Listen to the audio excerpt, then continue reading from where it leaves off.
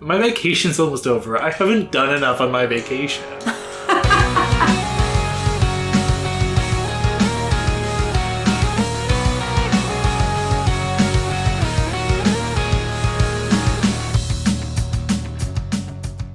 Welcome to Inchworm, the podcast in which we are inching through Worm. I'm Jenny. And I'm Ted. And we read interlude 3.5, parentheses bonus. Yes. Close parentheses. Yes. Kayden's interlude, all about a young boy in an orphanage looking at an infant at a crib.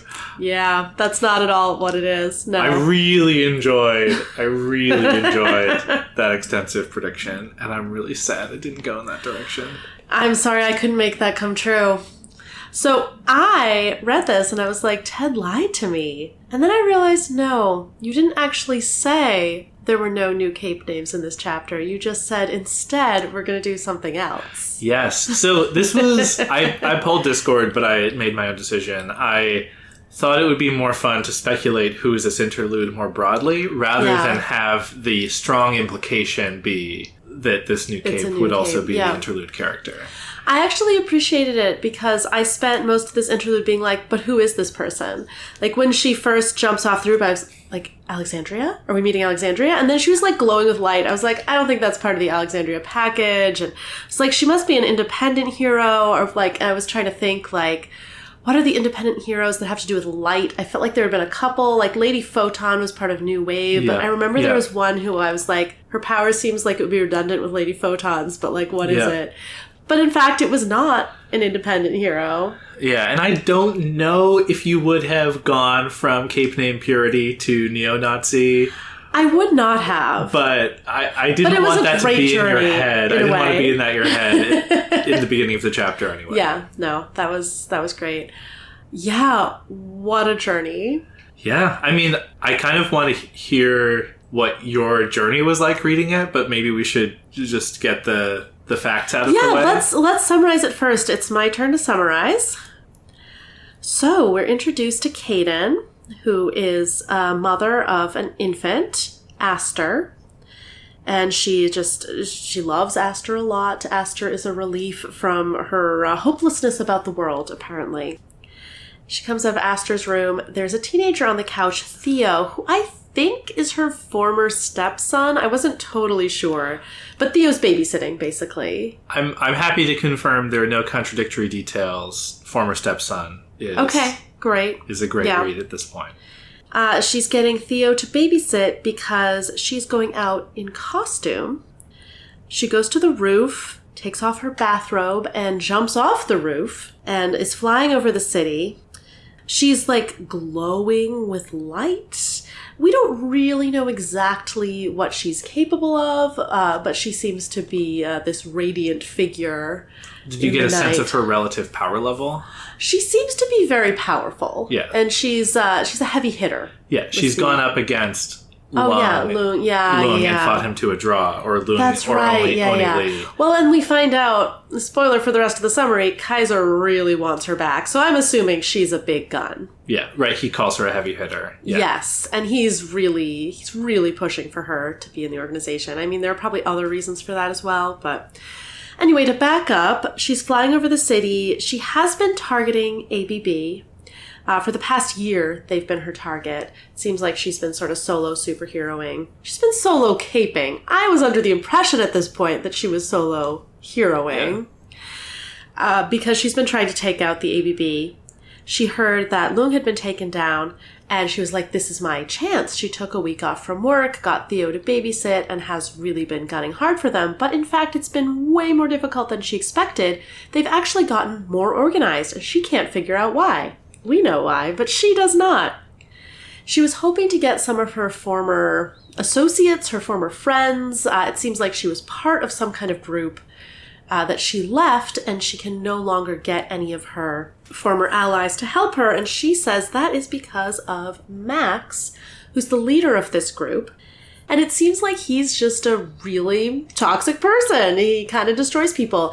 He's like this charismatic cult leader vibe. Yep. Like, both in her overall description of him and then we should talk about it after the summary, but like the little details of the way that he tries to dominate her in the conversation are real dark. So they're like really well characterized and super dark. We learn that she was working with him for 10 years and she was married to him for 1, and they are now divorced. And we learn eventually that he's Aster's father. He's also Theo's father, but she's not Theo's mother. Theo is 15, and that's from before she was in the picture. So it seems like, people who have been working for Max as part of his group, which we do not get a name of at this point, end up really sort of, their confidence is broken. She hasn't been able to get any of them to come work with her because they're like, oh no, what if Max is mad?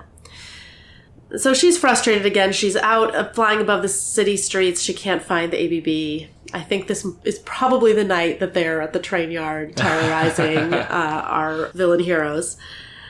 So she tracks down Max. She's like, there's only one person who'd be able to help. And we figure out relatively quickly that Max is, in fact, Kaiser, the head of Triple E, which, good heavens, what a revelation. Not what I was expecting. No. He was clearly a bad guy, but the way she was talking about her mission, I mean, this is straying out of summary territory, but it really seemed like, she wanted to clean up the city streets. Unfortunately, that has a more sinister meaning than I thought. Yeah. I feel like the way Wildbow hides the ball in this chapter really well done. Is good. And then it is revealed, but there's a particularly good, jump scare. I feel like it's like a written jump scare when you realize, that Kayden is as bad as Max, basically. Yeah, well, at one point, it does seem like there's some nuance there. Kayden says that since she left Max, she's been trying to change her way of thinking. And Max says something about oh yeah, it's just coincidence that you're going after, basically people of color. I forget how he phrases it. He doesn't say that. And she's like, well, come on, the only, all-white gang is yours. And I was like, what gang could this be? Triple E must be all-white, but there's no way that... But it is! Even at that point, I love that. Yeah. Well, it's just because, you get such a sympathetic view of her. Okay, I'm summarizing. So they sort of go back and forth where she's like, will you tell some of our former allies to help me with this? We can take out the ABB. And he's like, they'll go down eventually. I'm patient. I'm not going to do that. But he does say he will help her if she joins up with him again. And he says she could join up with him. She'd be his second in command. She would have complete freedom, except that she'd have to run everything by him. And she sees this as a trap. She's like, I know how he operates. This is a bad idea. And he sweetens the pot and says, if you join up with me for 1 year, if by the end of the year you're not sold on what I'm doing, on the way I'm running this group, I will hand it over to you and I will be your second in command. And she's like, there must be a trap here. And she's like, is the business going badly? He's like, no, it's thriving. And she's like, well, this is still clearly a bad idea, but it's also obvious that she's going to go for it because she's frustrated with how ineffective she's felt as a solo villain. I mean, I think she thinks of herself as a hero. It's unclear. As a solo operator. So she says yes to it. She agrees to join back up with Empire 88. And, that's the deal. We learn that her name is Purity. Yikes. What a cape name. So it sounds like Kayden really won you over in the beginning of the chapter. Yeah. And you were going on this journey of walk me through kind of... Yeah, I mean, she's a single mother who really cares about her baby. She comes out and sees Theo sitting there and is like, oh man, Theo, I've been so focused on the baby and on the night coming up, I forgot to pay attention to you. And she thinks about how he has such a difficult life with his father. And at least she can get him away from that sometimes. And so, okay, clearly someone good who's looking out for people, who really cares about people. And then she, jumps off the roof and is gonna, help clean up the city. And she's been going after the ABB. So you're like, okay, a hero. Exactly. Yeah. Yeah. And even when she was talking to Max, Like, it really seemed like, okay, she was part of Empire 88, but she's changed? And she does say that she'd changed. Well, so the timeline, right, is she fell in love with Max in high school. Yeah. Right? Like, he was the older basketball player or something. Yeah, baseball Player. And then when she stepped out onto the Cape scene, he recruited her. Mm-hmm. She was in the Empire 88 for 10 years, the last year of which she was married to Kaiser.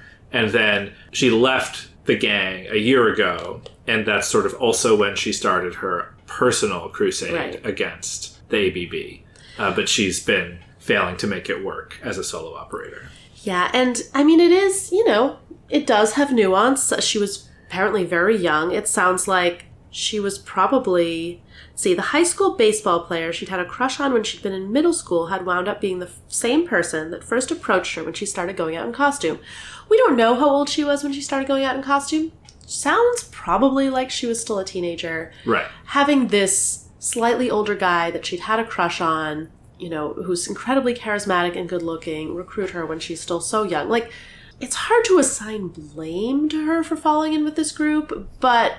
I mean, blame isn't necessarily relevant in these cases. Like, yeah, I also, we'll talk about it. She's been a grown-ass adult, even though she's part of a cult in a white supremacist or neo-Nazi or whatever word you want to use, gang, long enough to be held responsible for what she's done. That's kind of also what I mean. Like, you can say, like, oh, it's completely understandable that she ended up there. Yeah. That doesn't mean that she hasn't done harm with it. It doesn't mean you can't hold her accountable. Yeah.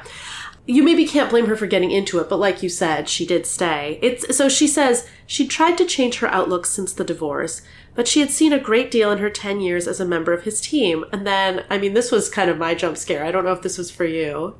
It was impossible to look at the city now and ignore the fact that too much of what made it an uglier place to live and raise a child in could be traced back to the same kinds of people. Sure, the whites had criminals too, but at least they were fucking civilized about it. Yeah. It's just, to me, it's like the distinction that she's making between her and Max is like such a self-centered one, right? Like, she has obviously been part of this gang in like any workplace, right? You're gonna be like, oh, like, my boss sucks. Like, oh, my there's like all this like just like normal day-to-day in and outs of just like being a person in the world. And obviously these are both people who are people in the world.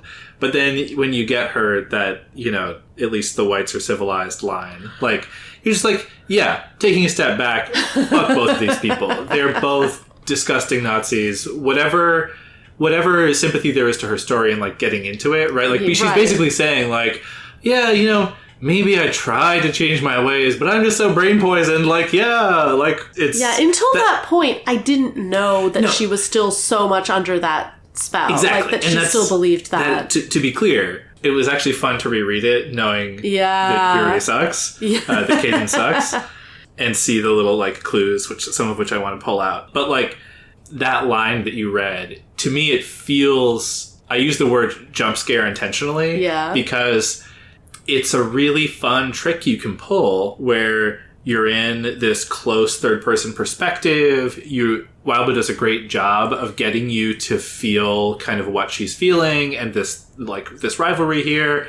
And she's sympathetic because she has the kids, and obviously Max sucks. And because she's an enemy of the ABB who we don't like. Yeah, he convinces us that she's probably a hero or a rogue or whatever. Yep.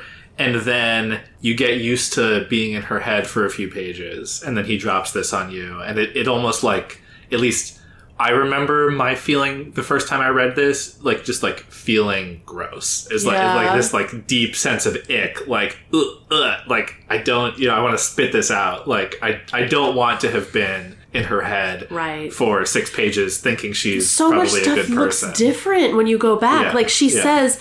Some old friends and allies of mine still work for you. I can't go around attacking them, can I? I'm working to improve our city, but I'm not going to beat up people I've been out to drinks with. You're like, okay, she's kind of, justifying avoiding these people who I guess are criminals. But, like, then once you realize, like, how racially charged it all is, that these are the neo-Nazis she's talking about, you're like, oh, she's justifying her own racism. Exactly. And it's a nice vignette illustrating the intersection of race and sex, and like she has sort of a like there's like a feminist struggle here. She's the divorced woman raising her own daughter. She wants to make it on her own, she's but sort of can't. Escaping an abusive relationship and failing and being sucked back in. Right. But she's also a racist neo-Nazi. Exactly. And as we know from the world around us, the world that we live in today, there are tons of white women who choose to be an ally to whiteness instead of to it felt very indicting, the thing where she has this like radiant white costume and she glows with light and you're like, oh, probably a hero. Those are all signs of being good. And then you get to the part of like Empire 88 and like her name is Purity and you're like, oh, those are signs of white supremacy. Yeah, exactly. And you're like, okay, that's probably not a coincidence that those are also signs of like heroes. Yeah. No, absolutely. And I do think it's interesting the position of somebody who, the sort of like brainwashed cult member or something. It is like a pretty sympathetic character beat, right? Yeah. The racism, I'm not interested in making apologies for Kayden in any way. But thinking about her power, I like what it means for her as a character. I sort of was pulling on a thread of like the whiteness, the glowing white light or whatever. It turns her into a symbol of Empire 88. And Max says over and over in the newspaper, when they talk about Kaiser, they talk about Purity, like, you are one of us. And her features, her brown hair, her brown eyes all disappear. Her like individuality melts away. And she basically just becomes this beacon of Nazism. Like, that kind of is her power, to be this like symbol of white supremacy, right? And part of her character struggle in this chapter is like wanting to escape it and be an individual again, which is sort of like a sympathetic thing. So right, and at the end, she starts glowing again. She kind of gives it up. Yeah. Yeah. It I guess what I'm saying is it's like a tragic character beat. This sort of like this fight, the struggle that she's in, even though she's not a sympathetic person. It's definitely like the position she's in with regard to him is very sympathetic. Yeah, the part where he talks about, we haven't gotten his name yet. We haven't gotten Triple E mentioned yet. He says, you're already associated with me. People say our names in the same breath. When my name appears in the newspaper, yours is never far behind. And she says, I'm working to change that. And when I read that, I was like, oh yeah, okay, so she wants independence and not just to be associated with this other person. She doesn't want to be in his shadow. Yeah. And now looking back on it, I'm like, oh, that's like a threat, basically. It's like, you will always be tainted with the, like, Nazism. You can't clear your name, basically. Exactly. So why bother trying, is what he's saying. Yeah. I just keep going back to passages that read differently now. She says, they're talking about cleaning up this filthy world of ours. She says, you do it by putting drugs on the street, stealing, extorting. I can't agree with that. I never did. It doesn't make any sense to improve things by making them worse. And he says, it's ugly on the surface, but it's more money, more power, and it gives me the leverage to really affect things. The only people I hurt are the same people who caused the problems in the first place. Yeah. And having read basically her jump scare moment, it's like, oh, he means the only people I hurt are people who aren't white.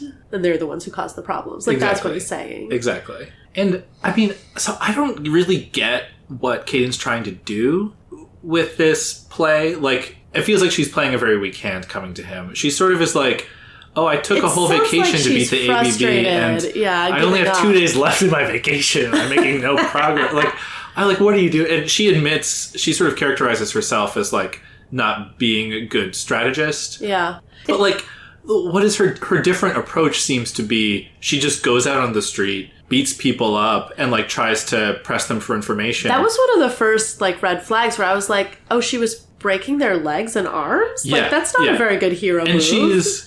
Right, and it's like we've been in Glory Girl's head. Like, she's got problems, but like not on this level. Right, so that did not necessarily mean to me that she wasn't a hero. Just like, oh, maybe she shouldn't be doing that. Right, and then she sees some like sex workers, and it's like she's like, I kind of wanted just to beat them up, but it wouldn't be productive. So I'm going to go back. She doesn't quite say it that bluntly, but I didn't quite. That's kind of how I interpret it. Like, she just seems to like flying around and racially profiling people and beating them up. And like, it's kind of no wonder she's not making any progress. Like, and actually, I think it was, she saw a couple of Korean girls. She's like, I didn't see any of the ABB, but like, except for a couple of Korean girls. And I was like, I didn't realize that they had girls in their gang just because of the way it had been described before. It sounded like it was an all-male gang. Yeah. But now looking back on that, I'm like, oh, maybe she just is willing to say that every Asian person is a member of the ABB because that gives her the right to beat them up. Yeah, exactly. Yeah, it does seem... So she has this, like, clear motivator. She wants to make the world a better place for Aster. That's what's in her head. And we slowly realize over the course of this chapter that what she means by making the world a better place has a lot to do with her distaste for people of color. And she is conflating them with violence, with crime, with drugs, like, and so one of the things that she accuses Max of is like doing all these things that she thinks are bad, putting drugs on the street, stealing, extorting, and she does legitimately think those things are bad, but she also has conflated the kind of thing that she thinks is criminal and bad with the kind of person that she dislikes. Yeah, absolutely. And to go to a different subject, kind of speaking of people that Kayden dislikes and people that Kayden likes. The way that Kayden talks about Aster at the beginning of the chapter, it comes off as like, oh wow, she's a mom who loves her baby daughter. So wholesome. It's so wholesome, that's nice.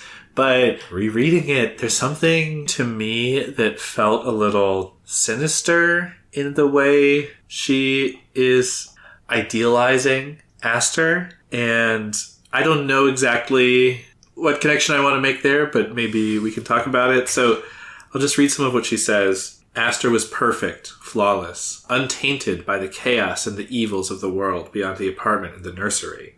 She wasn't overly demanding, quick to reduce her wails to quiet whimpers. She trusted her mother would provide. Kayden couldn't have asked for more. Literally, there was nothing Aster could do, have, or be that would make her better than she was. So messed up.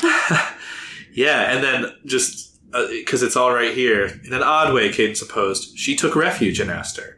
She found succor in the company of her child, in the midst of a world she had little hope for. Okay, so reading this the first time, I didn't have any of this reaction. I mean, I had a little bit of a reaction to like, oh, she thinks Aster's good because she's not very demanding? Like, that's not very healthy. Yeah, and it's like, I mean, wait until she grows up. Because, like, if she's 1 now, when she's 2, she's going to be demanding. Yeah. Yeah, but reaching the end of the chapter and reflecting on it a little bit, I think that Aster has now taken the place of white supremacy in her life. Which isn't to say she doesn't still adhere to some of those white supremacist ideas, because clearly she does. But this sort of thing that is a beacon for her in its purity, in its absence. Like she talks about how, like, you know, at least white people are civilized about their terrible actions. It's almost like a cleanliness. I mean, it's the purity. It's these really toxic ideas of like, it's missing the things that she finds distasteful.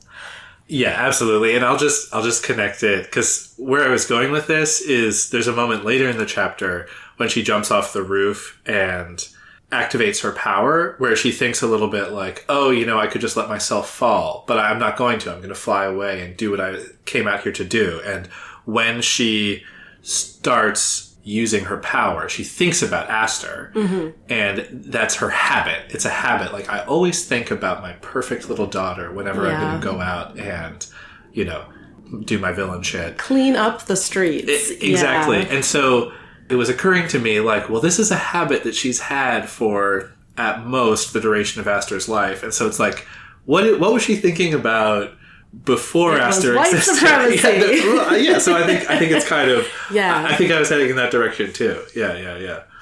Yeah, this idea that Aster is perfect as she is a really interesting one, because on the one hand, I do think my parenting philosophy is like, kids are inherently good. They're doing the best they can. They're not giving you a hard time. They're having a hard time. Yeah. And, you know, you can validate their feelings, all of that. So on the one hand, yes to that.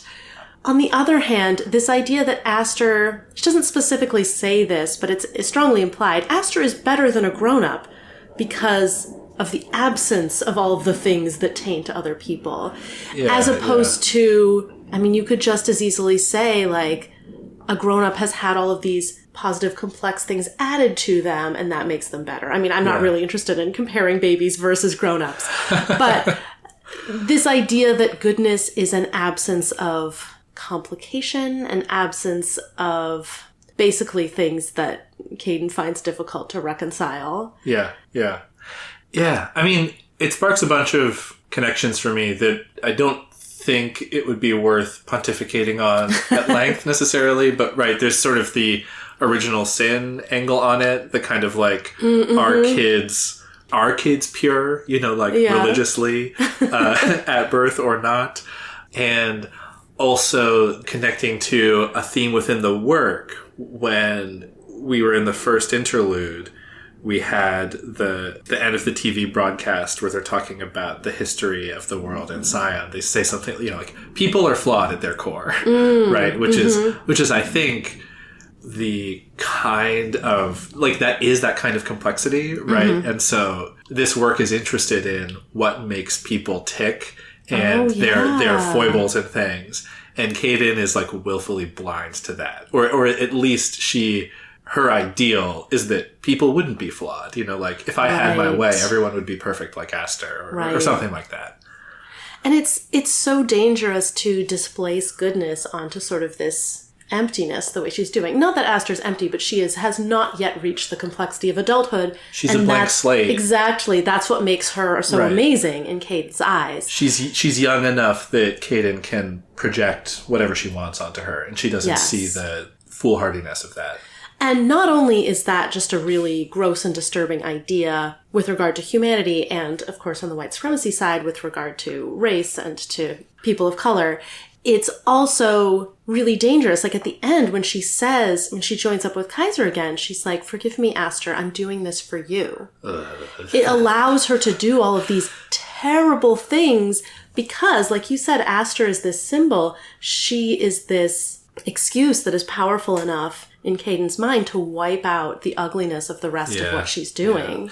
Yeah. And honestly, that's connecting it. It's making me realize that the sinisterness of the Nazi mom who's idealizing her daughter is sort of the part of the white supremacy movement that is like pronatalism, worried about the extinction of the white race, and kind of like, it's an interesting question of how much did Kayden want to change in the year leading up to this decision to go back and join Kaiser, and how much was she just thinking she changed because now she cares about a baby more than white supremacy? Yeah, but like maybe she is connecting those dots or maybe not, but it's like, it's very, like I was kind of saying on a reread, this idea of like the perfect baby, well, not just the idea of not just the perfect baby, but the perfect white baby is like very creepy. It's like, it's disturbing. And there's so much distaste and there's so much sort of fear of the other in Kayden's thing. This idea like, okay, we're in a gang that does these terrible things, but in order for Aster to have a good future, I need to join up with that gang and stop this other gang that's doing terrible things. And the only difference is that this other gang isn't white. Yeah, exactly. Ooh. I wanted to pull on something else, right? So she has idealized Aster, and part of what makes Aster okay is like, she doesn't have will of her own yet. She doesn't have will of her own that she can express in any way. She has no ability to act on the world as an independent person. And that contrasts with Theo in a really interesting way. Yeah. In this chapter. Because she goes out of her way to say Theo is also not demanding. But she wishes he was. But she wishes that he was. And it's funny because Theo's been raised by Kaiser, the ultimate white supremacist leader here, at least in Brockton Bay, and he has sort of had this independent will squashed out of him. I don't know, I mean, I'm speculating, but if Kaiser ever felt about the baby Theo the way that Kayden feels about baby Aster, like maybe Kaiser did try to keep him in this sort of pure mode. And Kayden, ironically enough, is seeing this teenager and being like, no, that's not right. That's wrong. But she doesn't connect it at all to like, oh, I want Aster to grow up to be, sassy and talk back because that's sort of a natural progression for humans. She's just focused on Aster as this pure symbol. Well, that makes me wonder, I want to connect it to something else I wanted to bring up, which is like, maybe there's a gendered thing going on here. Oh, interesting. So this difference between what she expects of Theo and what she's currently projecting onto Aster. I mean, I think I might have said this already, but, you know, Kayden, just wait a year. I mean, much less wait 10 years, right? And no matter what, Aster is going to shatter this illusion, right? And if not, that's going to mean that Kayden is just as controlling in her own way as Max or any of these other, you know, characters or whatever, right? If she can't recognize the individuality of her own daughter. But it is salient to me that she looks at Theo, the sort of compliant, obedient teen, and says, wow, where's his personality? Where's his assertiveness? I kind of wish he would talk back more. And I wonder whether she would even see that if Theo was also a girl. She'd think like, oh, what a sweet girl. Right. So I don't know. This is definitely me reading into it, but I wonder if there's some internalized patriarchy. Yeah. That as awful as Max is in his toxic behaviors with these domination games, that's almost like what she expects from a man. Yeah. And there's like a little bit of like, is Theo being manly enough? Like, should he be more demanding? Should he be stepping into his own? Right. I do wonder, I suspect that Kayden would think of herself as a feminist. That doesn't mean there isn't a lot of internalized patriarchy and misogyny that she hasn't examined. And especially like white supremacy, like Nazi spaces are not usually great on gender. I think it's a little bit complicated in Theo's case. Like, she seems to want him to show emotion. She seems to be really happy when when he has that like smile of joy about taking care of Aster. So I'm not sure it's totally clear cut, but I bet there is something there. And that's right. That's a different stoicism can also be male coded. Yes. It's a different kind of manliness. So it may be a stretch, but maybe something to keep an eye on. That's a good point. I don't know how much more we'll see of these people. Yeah. I imagine something. I will say it is interesting that when she leaves to go out as a solo operator that night, she says, "Wish me luck." And Theo's reply is like a very forced and insincere, "Good luck." And she doesn't like that. She's like, well, you know, we'll I wanted him to talk back, but we'll not like that. We'll have to deal with that another time. So yeah, that's an interesting... I wonder if that's sort of a piece where she's like, he's hiding his real view because he's been sort of ground down, but clearly he doesn't actually want me to have luck or something. Right. I don't know. So it was ambiguous. Pull that out more. Like, so then what do you think's going on in Theo's head? Oh, I don't know. It is interesting that he doesn't seem to wish her luck when she's going out and caping.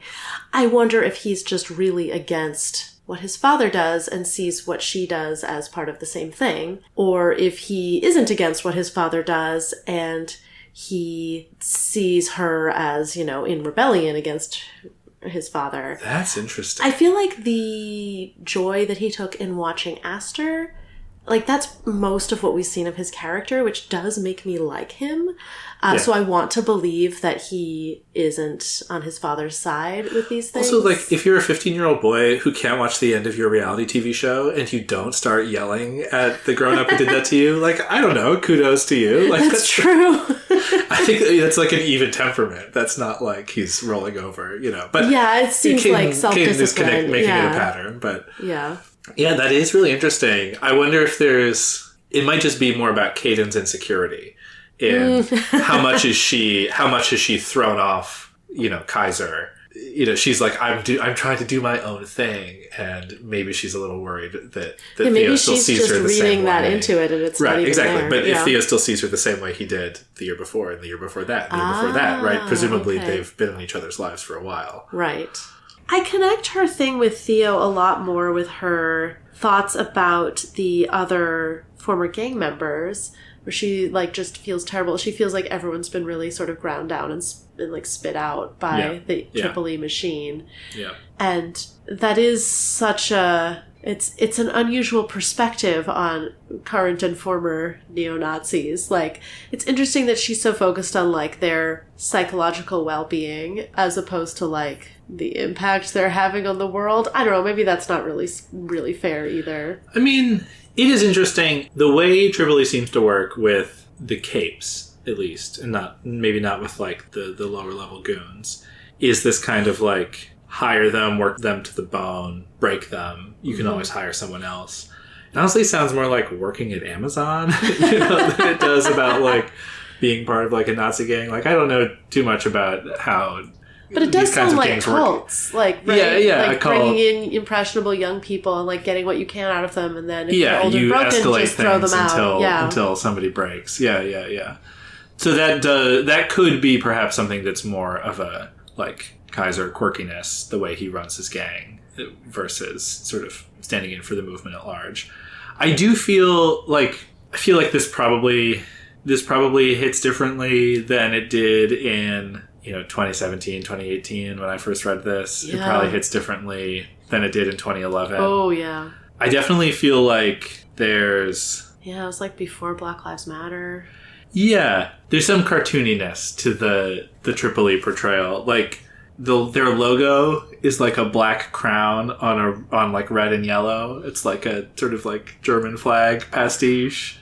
Yeah, I don't know. I mean, I feel like it's just the cartooniness inherent to superheroes and supervillains in general, though. I mean, they are sort of from the pages of comic books. Yeah. This does feel like a relatively nuanced and human version. Like, she's worried about her old colleagues feeling ground down.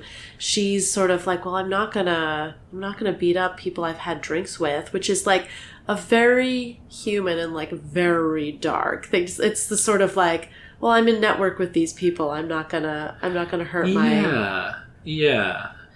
Maybe the thing that hits differently is that I think it would have been easier for me, speaking as a white guy who grew up in a blue state in the United States, imagining the 2011 version of the Jumpscare. It's like, oh, they're Nazis? That means they're freaks. In a way that interesting. Today, it's more like, yeah, these forces are around us and they're controlling a large part of our lives, and they're not cartoon characters in the way that, like, media uses them in the Indiana Jones movies and in comic books and things like that.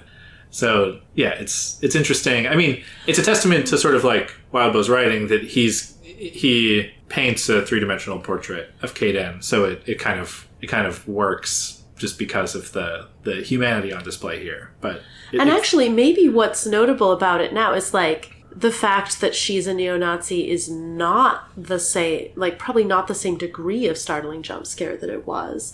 Like, this thing that was written in 2011 where she's this, like, very sympathetic character who seems like she's sort of a hero for most of the chapter, and then it turns out, like, oh, she's actually a Nazi, would have been groundbreaking in a way that today you read it and you're like, oh yeah, this is sort of what I assume Nazis are like. Like, I think it was probably really ahead of its time. I mean, this is kind of what you were saying, giving Wildbow credit.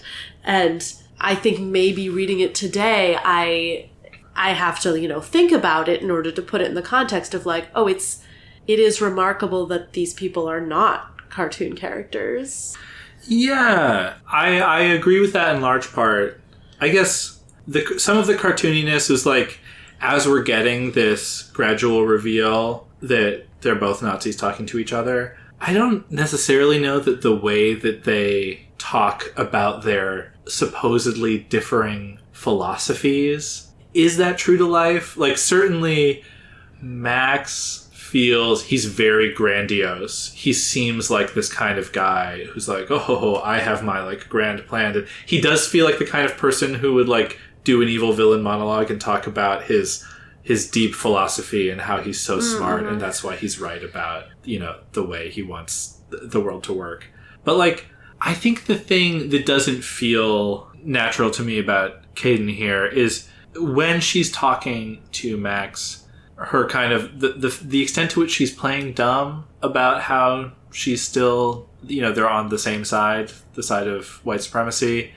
Because when I look around at, like, all of the people with power in the growing fascist movement in the United States, right, one of the things that's so infuriating is the smugness with which they talk out of both sides of their mouth. You know, like, down is up is down.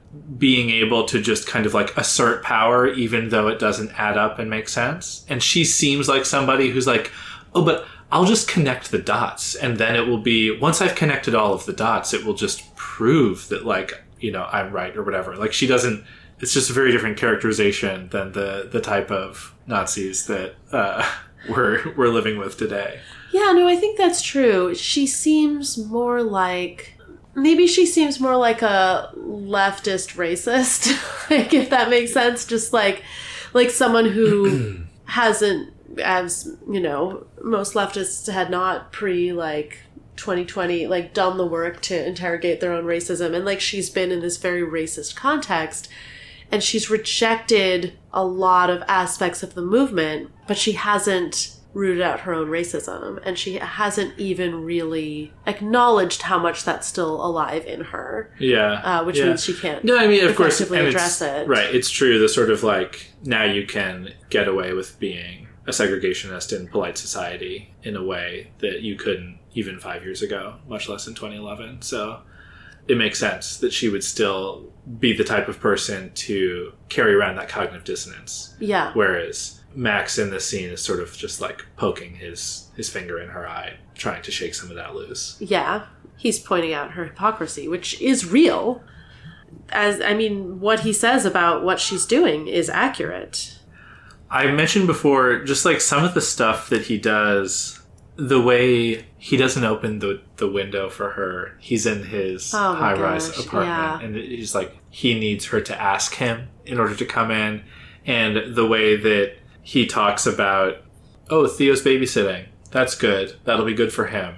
And he does it in a way that makes her know that it's a favor that he's going to try and cash in later. Yeah. And then at the end, when he's like, oh, I'm going to offer you my hand. Which, like, he's the kind of person who will never offer his hand when there's a chance that the other person could refuse him.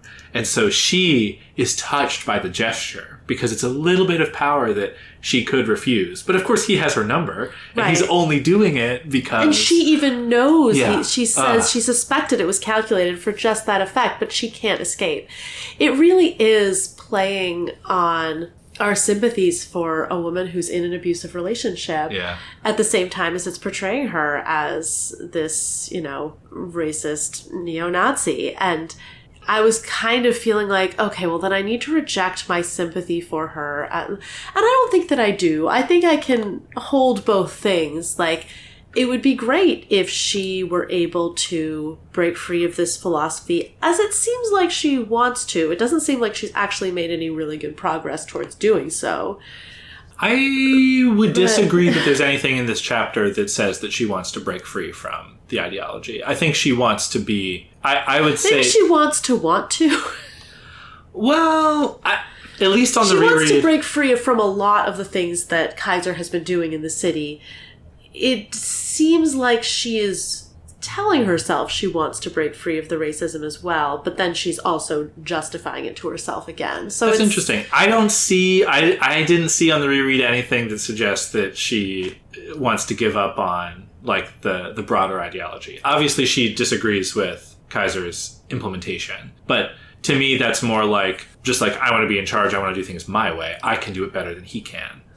Well, so she says she tried to change her outlook since the divorce. I guess I read that as she's still trying and she's hoping to change her outlook. Maybe it means like, well, I tried, but it turns out what he thought was true.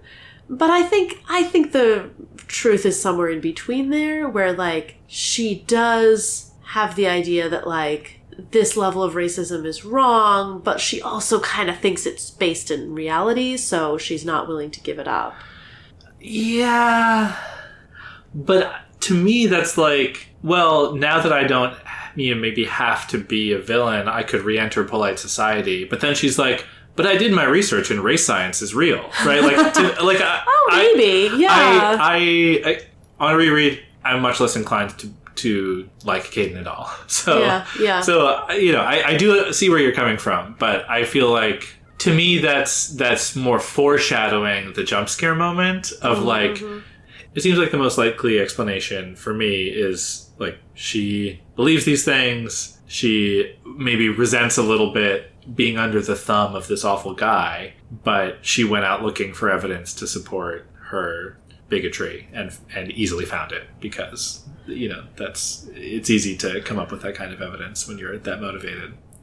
And I do think, you know, she has been looking for a reason to go back to him because it was easier. And, you know, she had allies and she's been working alone and she's been feeling ineffective. She's not like, all this good I could do and I'm willing to make a deal with the devil. She's like, my vacation's almost over.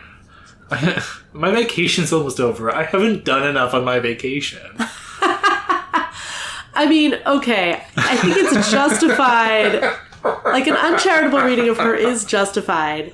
But she wants to feel effective, basically. It doesn't have anything to do with, like, oh, my vacation. Like, it has to do with, like, this is an opportunity and she feels like she's wasting it. I shouldn't be coming up with a straw man so that you have to defend Kayden. So exactly. Sorry for putting you in that position. But I do think it's really sad that, I mean, you know, it's tragic in a way where, like, tragic characters aren't necessarily good people. Like, it's tragic that her viewpoint has been so shaped by this man, by his philosophy, that the only people she could ally with are former Triple E members, and they're all, like, broken. And, you know, she doesn't have anyone else to work with, and she's not effective working on her own. Yeah. It's really sad that she's being pulled back into this man who she knows destroys people and is doing bad things to the city. And she does see those things. She just doesn't have a way out that feels as good as allying with him again does. And that is really sad. And I do want her to be free of that, even while not liking her or, you know, viewing her as a force for good. Yeah. I think I struggle coming back to the sympathetic neo-Nazi, you know, chapter here after so many years of being, like, gaslit into, you know, thinking it's important to really understand where people who love Trump are coming from, right? It's kind of this, like, and this whole phenomenon of people who are like, oh, you know, getting, like, brainwashed by Fox News, but, like, how can it be their fault? You know, the media environment is created, you know, but, like, I'm at such a point now where, like, people gotta be accountable for the things they believe and the ways that they act on that. And, like, it is, you know, it is very sympathetic. Like, she's been taken into this cult or whatever, but I'm so much more on the side of, like, you know, giving people a way out, a way to save face. Like, you gotta have the accountability first, right? And, like, so it's like, it's very hard for me to extend the benefit of the doubt to a Kayden, given all the people in the real world who it doesn't seem like will ever, you know, be forced to reckon with the fact that they should not be welcome in society if they believe these things. I mean, I do think it's a really well done chapter in, like, the extent to which by the end of it you're like, oh, she is not a good person. But it gives her this richness. Yeah. And so when we meet her again, which I'm sure we will, we probably will see her in a much less sympathetic light if she's, you know, being viewed from the outside as part of, you know, the Triple E movement. But we will also know this sort of this backstory. And I feel like this is really what people are talking about when they're like, no, we want sympathetic villains. It means, like, you want someone where you've seen them, like, you can also see them as a human. And then you're like, oh, no, but actually they're terrible. Yeah. And it's interesting to contrast her with someone like Tattletale, who's also kind of telling herself a story to justify what she wants to do, right? Mm-hmm. And I don't know, we haven't seen enough of what the Undersiders do to know if Tattletale's actions have been despicable in the way that I think it's a pretty easy leap to say that Purity's have been. Yeah. And Tattletale's philosophy is, you know, on the face of it, much less offensive. Yeah. But it is still a really dangerous philosophy. Like, this idea that, like, no, we should be able to do whatever we want. Like, property damage isn't real, and people get good stories to tell. It's, like, is still a justification of, again, being able to do whatever you want and hurting people. Right. I don't feel about Tattletale the way I do about Kayden, but it will be interesting to see more of the stories that villains tell themselves to justify what they're doing. Yeah. And I think also the stories that heroes tell themselves to justify what they're doing, because one of the things I really valued about this chapter is that it took us from thinking like, oh, probably a hero, to, oh no, she's a villain, but the actions that she was doing are not that distinguishable from those of a hero. Yeah. And which it feels like foreshadowing for, the heroes are just, the government-sanctioned faction of... Right. Yeah, potentially much less damaging than these gangs, but we'll see. Yeah, and it's an interesting comparison that you bring up, because I think, again, I am bringing a lot to, thinking about this chapter in the context of ideology that is shaping our current society that doesn't have any superheroes in it. And the role of the Triple E is they're a villain gang that is like, in Worm, they're a villain gang who's like, their code is like, they're the Nazis, they're bigots, like, but in a way that's almost like the flavor of a villain group that they are, but they're one of many villain groups in the city. And there may be some things you could read into this chapter about the connections to like a white supremacist ideology that would affect all of society. But like their function in the story really so far is like they're one of 5 villain gangs in the city. Yeah. Right. So the weight of choosing to include a Nazi gang is much heavier in 2025 than it may have felt as a choice in 2011. Well, the thing that really distinguishes this from our world is that the Nazis are a villain gang. Really. Like, Yeah. The fact that it's a threat for her to have her name associated in the paper with his. But like what I was saying is it's the how comfortable are you showing how you really feel. Yeah. The sort of like, is it okay? There are plenty of people who were in Congress in 2011 who were segregationists, but people just kind of pretended that, like those people didn't exist or it was easy enough to keep them from making public statements. Yeah, they knew better to say it in public, and now that's no longer true. So, I guess in terms of larger story consequences, Kaiser just got himself a really powerful ally. Yeah, and what we learned in Interlude 2 is that Empire 88 is making a bigger play for the city. Yeah. Sort of, again, there's this power vacuum. Though maybe the power vacuum doesn't exist anymore now that Bakuda's here. It doesn't exist anymore. But there is going to be a fight.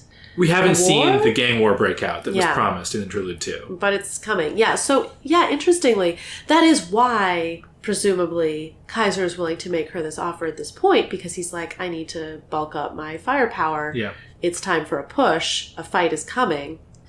If the Undersiders end up taking out a vast swath of the ABB, I wonder what that will mean for the power balance in the city. Yeah. I guess we already kind of thought that had happened, and so that's kind of what the Triple E goon was, reacting to.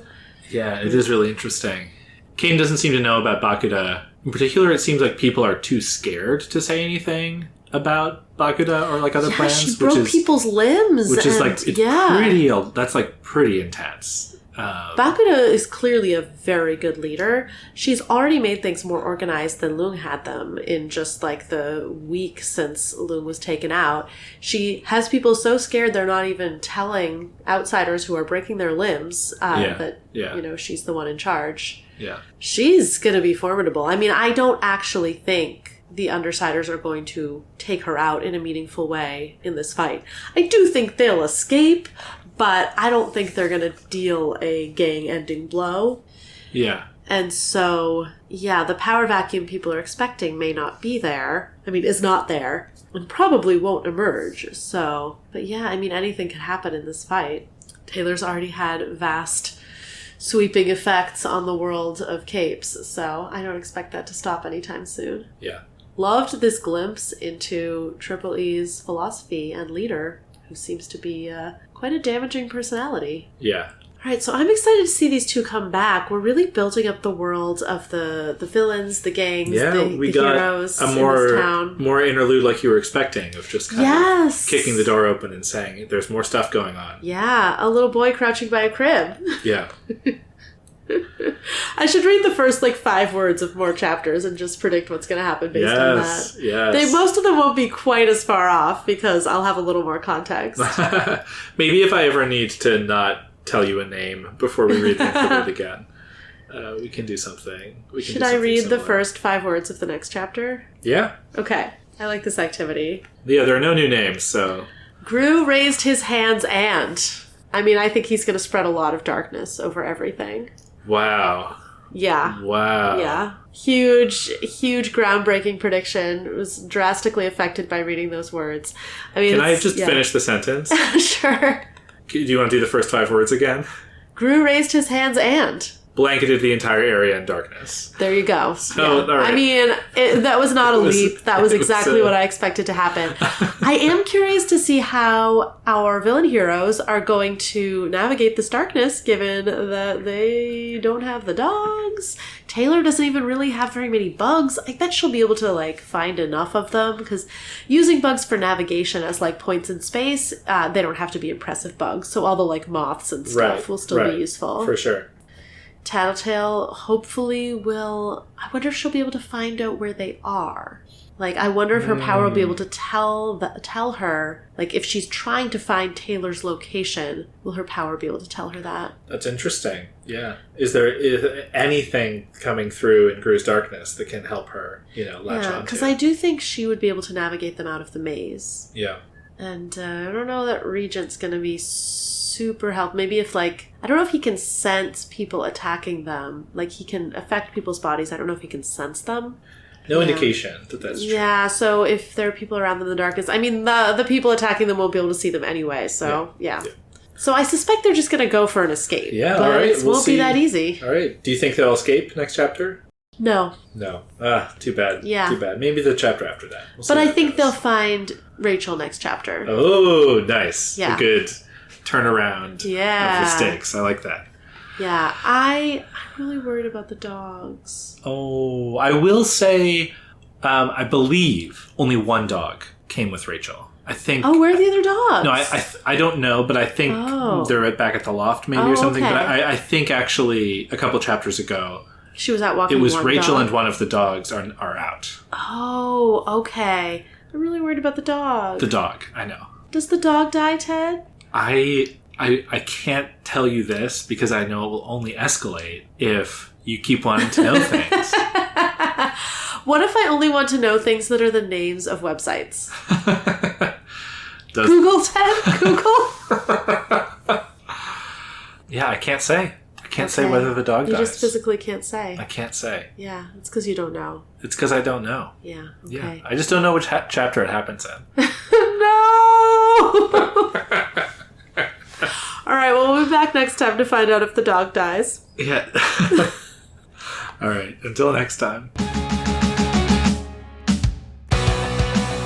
Worm is a web serial by J.C. McCrae. You can read Worm at parahumans.wordpress.com and support the author at patreon.com/wildbow. Follow us on Tumblr and Blue Sky at Inchworm Podcast, or find our Discord link and any other updates on inchwormpodcast.com.